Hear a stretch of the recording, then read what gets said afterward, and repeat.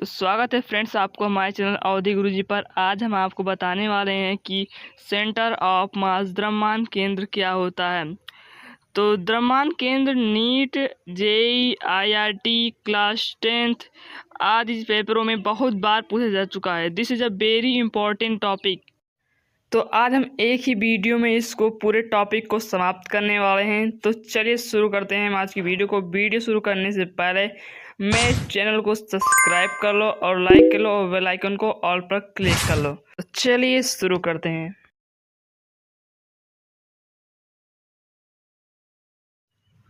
तो centre of mass को हिंदी में द्रव्यमान केंद्र कहते हैं। तो चलिए पहले इसकी हम परिभाषा को जान लेते हैं। इसकी परिभाषा है द्रव्यमान केंद्र के किसी निकाय के लिए वह बिंदु जहां निकाय का संपूर्ण द्रव्यमान केंद्रित माना जाता है उसे सेंटर ऑफ मास द्रव्यमान केंद्र कहते हैं।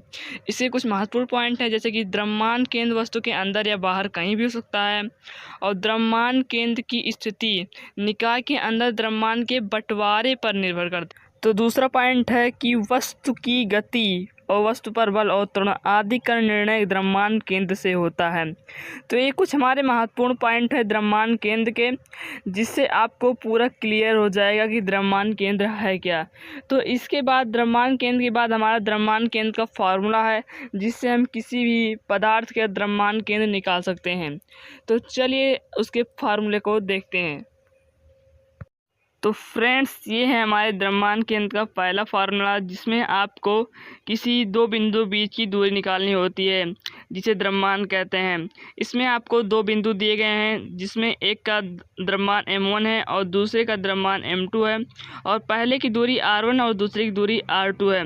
तो इसका फार्मूला इस तरह होता है कि m1 into r1 plus m2 into r2 और अपान में होता है m1 प्लस m2। ये आपको क्वेश्चन में दिया रहेगा और आपको इसकी दूरी निकालनी होगी, जो कि द्रव्यमान केंद्र होगा। यही पूछा रहेगा न्यूमेरिकल में आगे की वीडियो में हल कराया हूँ, कृपया मेरी आगे की वीडियो देख लें चैनल पर जाकर। तो चलिए दूसरे फार्मूले पर पढ़ते हैं। पहले फार्मूले में आपको ज़्यादा कुछ नहीं करना है, ये काफ़ी सिंपल है, आप सीख चुके होंगे।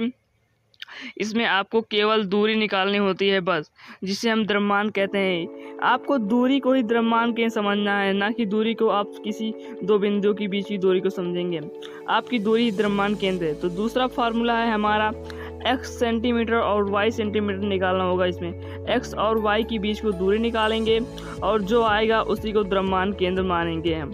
इसमें आपको तीन बिंदु दिए गए हैं, पहला है x1 और y2 और दूसरा बिंदु है इसमें x सेंटीमीटर y सेंटीमीटर इसकी बीच की दूरी है, और तीसरा बिंदु है x2 और y2। तो इसमें फ्रेंड्स आपको क्या करना होगा, x सेंटीमीटर की दूरी निकालनी होगी, मतलब कि m1 और r1 और m2 और r2 दोनों का मान निकाल लेना होगा, और y सेंटीमीटर की दूरी निकालनी होगी, मतलब कि m1 r2 और m2 और r2 इसका दोनों का मान निकाल लेना होगा।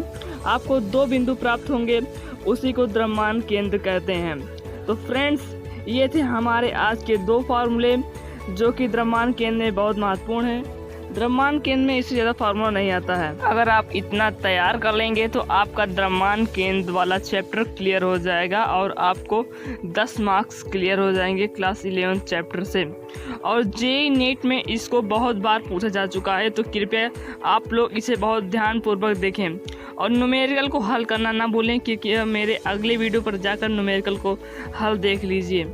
और मैं पीडीएफ में भी डाल दूंगा, कृपया पीडीएफ को डाउनलोड कर लेना, जिससे आपको सहायता होगी कि न्यूमेरिकल कैसे किया जा सकता है, और उस फार्मूले को यूज़ करना भी आप सीख जाएंगे।